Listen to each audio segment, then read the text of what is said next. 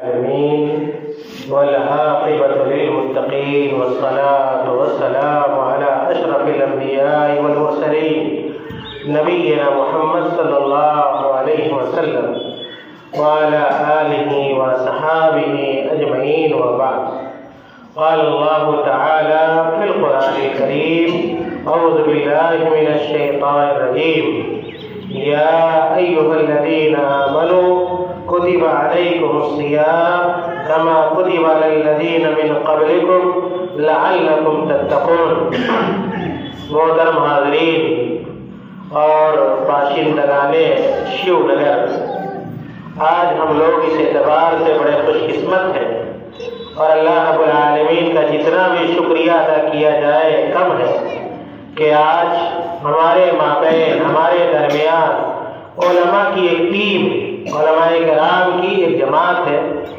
اور آج ہم لوگ آپ کی اس بستی میں، آپ کے اس گاؤں میں، جو گاؤں جامعہ امام ابن تیمیہ کے پڑوس کا گاؤں ہے، قریب کا گاؤں ہے، وہاں کے جید علماء کرام آپ کے سامنے موجود ہیں، اور ان لوگوں کا مقصد صرف یہ ہے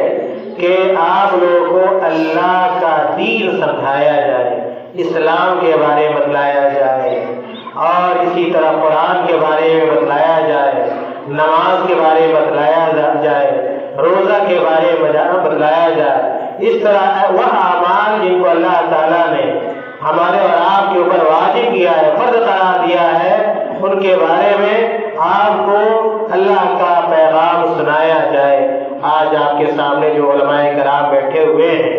یہ سب کے سب ماشاءاللہ کیا ہے، بڑے علماء کرام ہیں۔ شیخ فہیم الدین جسیم الدین تیمی حفظ اللہ ہے، اسی طرح شیخ ثمامہ رحمۃ اللہ عمری مدنی حفظ اللہ ہے، اسی طرح شیخ فیصل عزیز عمری مدنی حفظ اللہ ہے، اور بالکل ہمارے قریب میں جو بیٹھے ہوئے ہیں دائنی طرف شیخ ہاشم بشیر تیمی مدنی حفظ اللہ ہے۔ اور ان لوگوں کا مقصد سوائے اس کے کچھ نہیں ہے کہ آپ کو دین سمجھائیں، اسلام سمجھائیں، قرآن سمجھائیں، اور آپ کو اللہ سے قریب کریں۔ بہت ساری باتیں آپ کے سامنے آ چکی ہیں، میں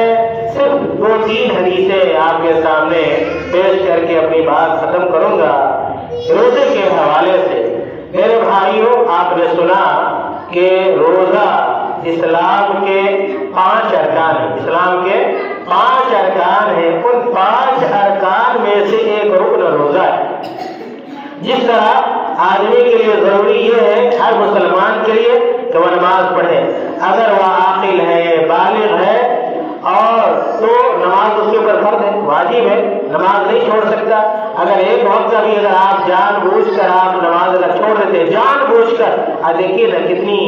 افسوس کی بات ہوتی ہے کہ اذان ہوتی ہے، مسجد میں نماز بھی ہوتی ہے، بہت سارے لوگ یہیں پہ روڈ پہ، راستے پہ، مسجد کے آگے بیٹھے ہوتے لیکن نماز پڑھ رہے ہیں، بہت افسوسناک معاملہ ہے۔ تو جس طرح نماز کیا ہے، واجب ہے، میں یہ سمجھانا چاہ رہا ہوں کہ جس طرح نماز فرض ہے، واجب ہے، آپ اس کو چھوڑ نہیں سکتے، یاد رکھیے اسی طرح روزہ بھی۔ اگر کوئی آدمی مسلمان ہے، عقل و حواس ہے، عقل و ہوش اس کے اندر ہے، کوئی مانع نہیں ہے، کوئی رکاوٹ نہیں ہے، شرعی عذر نہیں ہے، تو پھر اس کے لیے روزہ کا چھوڑنا جائز نہیں ہے۔ مثال کے طور پہ اگر کوئی آدمی بیمار ہے، ٹھیک ہے، روزہ چھوڑ سکتا ہے، بیمار کے لیے اللہ تعالیٰ نے رخصت دی ہے کہ روزہ نہ رکھے، لیکن وہ بھی بیمار کی بھی کئی شکلیں اور صورتیں ہیں، معمولی بعض لوگوں کو بیماری ہوتی ہے، سردی کھانسی ہے، روزہ چھوڑ دیتے، یہ بھی درست نہیں ہے۔ لیکن اگر بہت ہی بیمار، بہت ہی زیادہ بیمار ہے کہ روزہ رکھنے میں پریشانی ہو رہی ہے، یا کہ ضرر اور تکلیف ہو سکتی ہے بہت زیادہ، پھر اللہ تعالیٰ نے یہ گنجائش رکھی ہے کہ ایسا آدمی روزہ نہ رکھے، لیکن اس کی قضا کیا ہے، بعد میں کرے۔ اسی طرح اگر کوئی آدمی کیا ہے سفر میں، کوئی آدمی کیا ہے سفر میں ہے، اور اگر سفر میں روزہ رکھنا دشوار ہو رہا ہے، بہت مشکل ہو رہا ہے، تو وہ آدمی کیا ہے روزہ چھوڑ سکتا ہے، اور پھر بعد میں کیا کرے گا، اس کی قضا کرے گا۔ لیکن اس کے علاوہ ہر مسلمان کے لیے ضروری ہے، اگر آپ رمضان کے مہینے کو پاتے ہیں تو یاد رکھ لیجئے کہ آپ کے لیے ضروری ہے کہ آپ روزہ رکھیں، آپ روزہ چھوڑ نہیں سکتے۔ اگر روزہ چھوڑ دیتے ہیں بلا کسی تو آپ گنہگار ہوتے ہیں، یاد رکھیے آپ گنہگار ہوتے ہیں۔ اور بتلایا علماء کرام نے کہ روزہ رکھنا فرض ہے، واجب ہے، اور واجب کا مطلب ہی یہ ہوتا ہے کہ اگر آپ نہیں کرتے ہیں تو آپ گنہگار ہوں گے، اللہ تعالیٰ آپ کو سزا دے گا۔ آپ دیکھیے ایک حدیث سنیے، صحیح بخاری کی روایت ہے،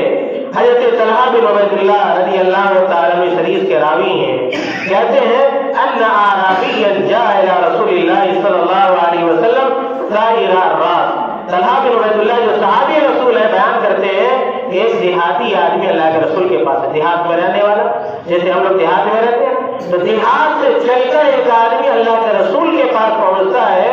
اور آپ جانتے جو آدمی چل کر آئے گا، سفر میں آدمی جاتا ہے تو اس کے بال کیا ہے بکھر جاتے ہیں، ہوا چلتی ہے، گرد و غبار ہوتا ہے، جس سے کیا ہے اس کا بال کا ادھر سے ادھر ہو جاتا ہے۔ تو جو آدمی دیہات سے چل کر اللہ کے نبی کے پاس آیا اس کے بال بھی کیا بکھرے ہوئے تھے، بال کیا ہے ایسا نہیں تھا جیسے کیا ہے بالکل کنگھی وغیرہ کر کے آیا، نہیں، ظاہر الراس، اس کے بال بکھرے ہوئے تھے۔ اور جب وہ آدمی آیا، غور سے میرے بچوں سنو، بچیوں سنو،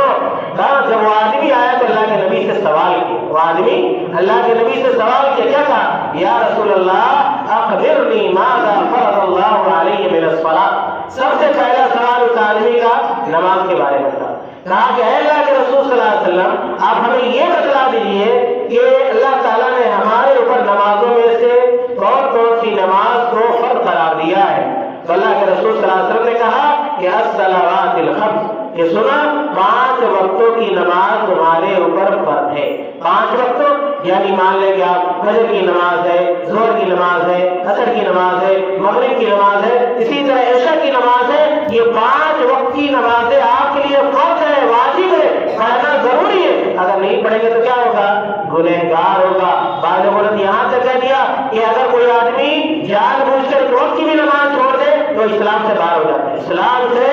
باہر ہو جاتا ہے، پھر سے اس کو کلمہ پڑھنا ہوگا، تب جا کے کیا ہے وہ مسلمان ہوگا۔ تو پہلا سوال نماز کے بارے میں تھا، اور اللہ کے نبی نے کہا کہ 5 وقتوں کی نمازیں تمہارے اوپر واجب ہے، فرض ہے۔ اس کے بعد اللہ کے نبی نے کہا الا تطوع شیئا، کہ 5 وقتوں کی نمازوں کے علاوہ اگر نفلی نماز بھی پڑھنا چاہتے ہیں تو آپ پڑھ سکتے ہیں، اس کا آپ کو اجر ملے گا، لیکن واجب اور فرض کیا ہے؟ نہیں ہے۔ جب نماز کے بارے میں پوچھ لیا تو اس آدمی نے سائل نے پھر دوسرا سوال کیا، کہا کہ اخبرنی ماذا فرض اللہ علیہ من الصیام، اور اسی سیام عربی میں روزہ کو کہتے ہیں، عربی میں سیام روزہ کو رکھتے کہتے ہیں، اور اصل جو معنی ہوتا ہے رک جانے، کسی کام کو اگر چھوڑ دیا جائے تو اس کو کیا ہے عربی زبان میں صوم اور صائم کہہ سکتے ہیں، لیکن صائم روزے دار کس کو کہیں گے؟ کہ جب صبح صادق بجے، یاد رکھیے فجر کی اذان ہوتی ہے نا، فجر کی اذان، تو اس وقت سے لے کر جب تک سورج غروب نہ ہو جائے تو اس وقت تک کھانے پینے شہوت سے رک جانے کا نام کیا ہے؟ یہ روزہ ہے۔ اور مان کوئی مثال کے طور پر کوئی آدمی گھر سے ناراض ہو جائے اور صبح سے شام تک بھوکا رہے، روزہ ہو سکتا ہے؟ نہیں، بلکہ اللہ کے اجر اور ثواب کے لیے اس کی نیت ضروری ہے کہ یہ نیت ہو کہ ہم یہ کھانا کس کے لیے چھوڑ رہے ہیں؟ اللہ کے لیے چھوڑے، تب جا کے روزہ اس کا ہو سکتا ہے۔ تو اللہ کے نبی صلی اللہ علیہ وسلم سے دوسرا سوال کیا، کہا کہ ما فرض اللہ علیہ من الصیام، کہ اللہ کے نبی بتلائیے کہ روزے میں سے اللہ تعالیٰ نے کیا ہمارے اوپر فرض کیا ہے؟ تو اللہ کے نبی صلی اللہ علیہ وسلم نے کہا شہر رمضان، سنو کہ اللہ تعالیٰ نے رمضان کے روزے کو فرض کرا دیا، رمضان کے روزے کو فرض کرا دیا ہے۔ الا ان تطوع شیئا، اگر چاہو تو رمضان کے علاوہ کوئی نفلی روزے رکھ سکتے ہیں، جیسا کہ بات آئی کہ ہفتے میں 2 دن، سوموار کا دن ہے، جمعرات کا دن ہے، مہینے میں 3 دن چاند کی تاریخ سے، جس کو ایام بیس کہا جاتا ہے، چاند کی 13ویں تاریخ، 14ویں تاریخ، 15ویں تاریخ، ان تینوں تاریخوں میں روزہ رکھنا مسنون ہے۔ اسی طرح آپ کو بتلایا گیا کہ یہ عاشورہ کا روزہ ہے، عرفہ کا روزہ ہے، یہ سب نفلی روزے ہیں اور آدمی کو رکھنا چاہیے۔ ہم لوگ کھانے پینے میں اتنے مست ہو جاتے ہیں، ان روزوں کو ہم بھول جاتے ہیں۔ تو دوسرا سوال اللہ کے نبی سے جو کیا گیا وہ یہ کہ کون سا روزہ فرض ہے؟ تو کہا اللہ کے نبی صلی اللہ علیہ وسلم رمضان کا روزہ فرض ہے، اور اس کے علاوہ نفلی روزے بھی رکھے جا سکتے ہیں۔ پھر تیسرا سوال تھا اس آدمی کا، کہا اخبرنی بما فرض اللہ علیہ من الزکاۃ، اللہ کے نبی بتلائیے کہ زکات میں سے کیا ہمارے اوپر فرض ہے؟ تو اللہ کے رسول صلی